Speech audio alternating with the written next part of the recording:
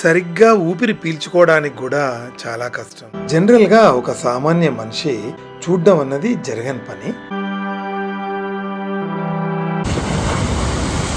Hello friends, welcome to my channel Subramanya. भारतीय रेल के साथ यात्रा करने के लिए आपका धन्यवाद। నా చిన్నప్పుడు ఒక నానుడి ఉండేది, నీవు ప్రయాణించే రైలు ఒక జీవితకాలం లేటు అని. కానీ ఈ రైలు మాత్రం 1:50కి చేరాల్సింది 1:40కే చేరింది. అంటే 10 నిమిషాల ముందుగానే చేరింది. ఇంకా ఊబర్ ఆటో తీసుకొని మా హోటల్కి బయలుదేరాము. So welcome to city of destiny Visakhapatnam. ఈ విశాఖపట్నం అంటూనే ఇది యొక్క నేచర్స్ బ్యూటీకి అండ్ మోడర్న్ డెవలప్మెంట్కి ఒక ఎగ్జాంపుల్ ఇవ్వచ్చు. చాలా బ్యూటిఫుల్ సిటీ. వైజాగ్ వస్తే ఇక్కడ బ్యూటిఫుల్ బీచెస్ ఉంటాయి, మంచి గ్రీన్ హిల్స్ అండ్ అద్దరిపోయే కోస్ట్ లైన్ ఉంటుంది. ఎన్నిసార్లు వైజాగ్ వచ్చినా కూడా మళ్ళీ మళ్ళీ రావాలనిపిస్తుంటుంది. నాకైతే బోర్ కొట్టదు. ఈ సిటీ యొక్క వైబే వేరే అసలు. ఇంకా హ్యాష్ట్యాగ్ వైజాగ్ అని రాస్తుంది. Really wonderful. మళ్ళీ నీట్గా మెయింటైన్ చేస్తున్నారు అసలు. సిటీ చాలా బాగా అనిపిస్తుంది. ఎదురుగా ఆర్కే బీచ్ కనిపిస్తుంది. And we reached hour hotel. ఈ హోటల్ అంబికా సీ గ్రీన్ అని ఆర్కే బీచ్ రోడ్లోనే ఉంటుంది. ఎదురుగానే బీచ్ ఉంటుంది. అండ్ మిడ్ రేంజ్లో మంచి హోటల్ ఇది. అండ్ వచ్చేసి 4,000 నుంచి 6,000, 6,500 మధ్యలో ఉంటుంది. అంటే డిఫరెంట్ ఈ సీజన్ను బట్టి, రష్ను బట్టి అది. సో మంచి ఫెసిలిటీస్ ఉంది, పాష్గా ఉంది.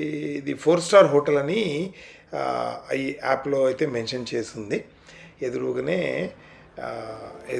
అది విండో ఉండి అక్కడి నుంచి చూస్తే మనకు బీచ్ కూడా కనిపించేస్తుంది. And just I'm going there. అలా కూర్చొని అద్దం ముందు అలా ఆ చైర్లో కూర్చొని అదొక ఫీల్ వేరనమాట. అలా చూడడంలో అదో ఆనందం. అది ఎదురుగా మనకు bay of Bengal.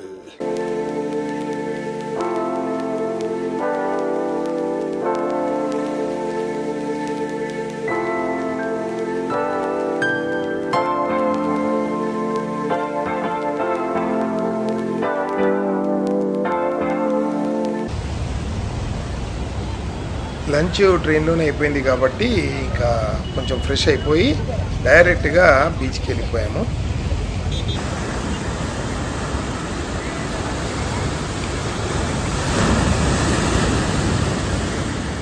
This is beautiful RK beach. అదే రామకృష్ణ బీచ్. హాలిడే కదా, పబ్లిక్ అంతా బీచ్లోనే ఉన్నారు. గుడుగా తింటూ బీచ్లో ఎంజాయ్ చేస్తూ ఉన్నాం.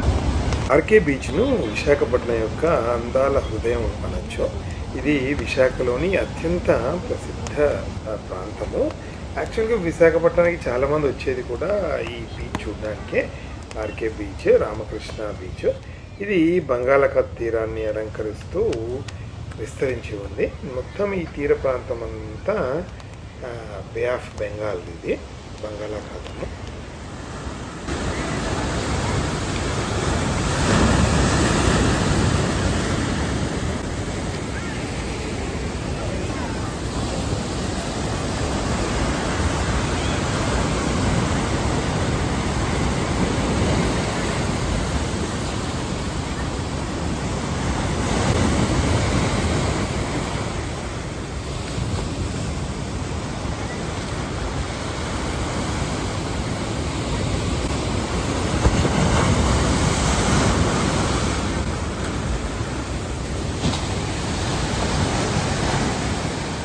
ఆర్కే బీచ్లో submarine museum, air craft museum, అట్లాగే హ్యారియర్ మ్యూజియం అని కూడా ఉన్నాయి.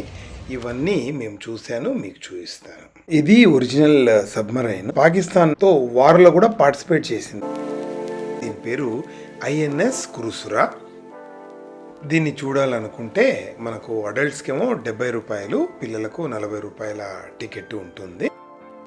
ఇది కేవలం ఒక జలాంతర్గామి మాత్రమే కాదు, this is the pride of Indian navy.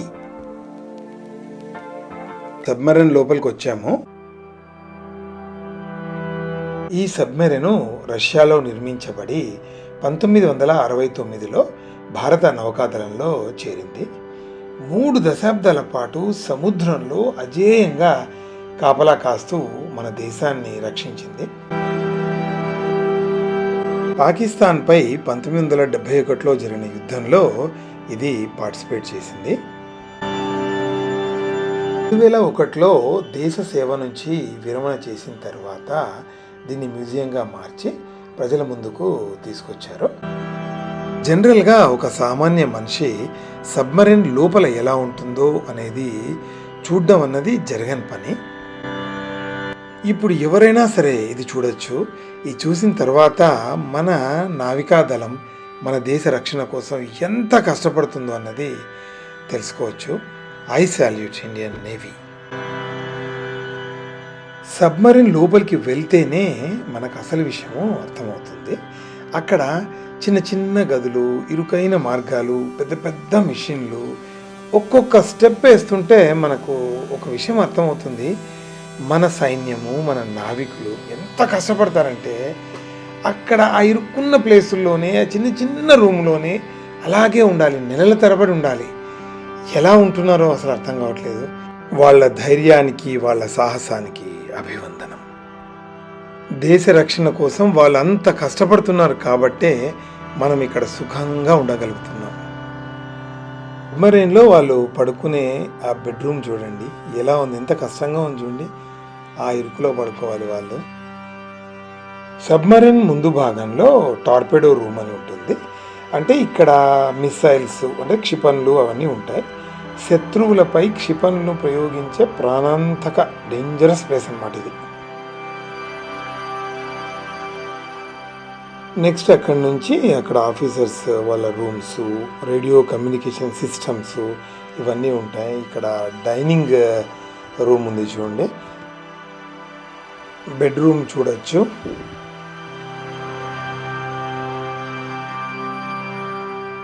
సబ్మరీన్లో పనిచేయడానికి టెర్రిఫిక్ డిసిప్లిన్ ఉండాలి అండ్ ఫుల్ కాన్సన్ట్రేషన్ ఉండాలి అండ్ చాలా చాలా ధైర్యం చాలా అవసరం.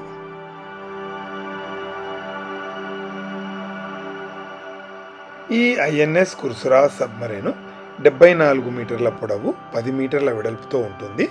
ఒకేసారి 22 టార్పెడోలను మోసుకొని పోగలదు. నావికులు, అధికారులు కలిపి 75 మంది ఒకేసారి ఇందులో పనిచేసేవారు. సరిగ్గా ఊపిరి పీల్చుకోవడానికి కూడా చాలా కష్టం.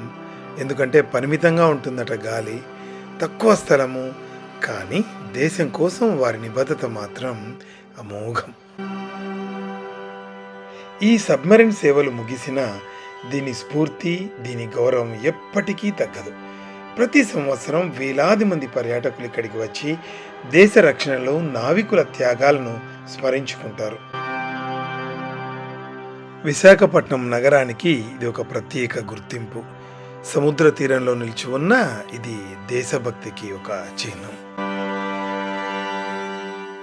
ఐఎన్ఎస్ కుర్సురా కేవలం ఒక ఇనుప యంత్రమే కాదు, ఇది ఒక చరిత్ర పాఠము అని మనకు గుర్తు చేస్తుంది. నిజమైన శౌర్యం సముద్ర గర్భంలోనూ వెలుగుతోందని, ఆర్కే బీచ్ తీరంలో నిలిచి ఉన్న ఈ మహా సైనికుడు ప్రతి భారతీయుడి హృదయంలో గర్వాన్ని నింపుతూ ఎప్పటికీ చిరస్థాయిగా నిలిచి ఉంటుంది.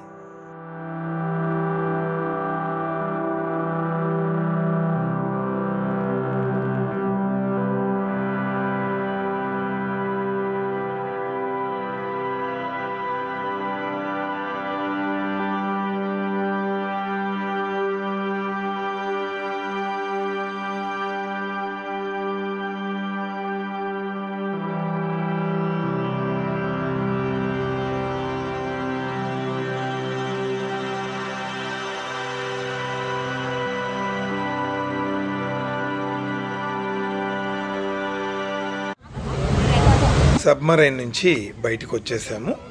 ఈ వీడియో నచ్చితే తప్పకుండా లైక్ చేసి సబ్స్క్రైబ్ చేయండి.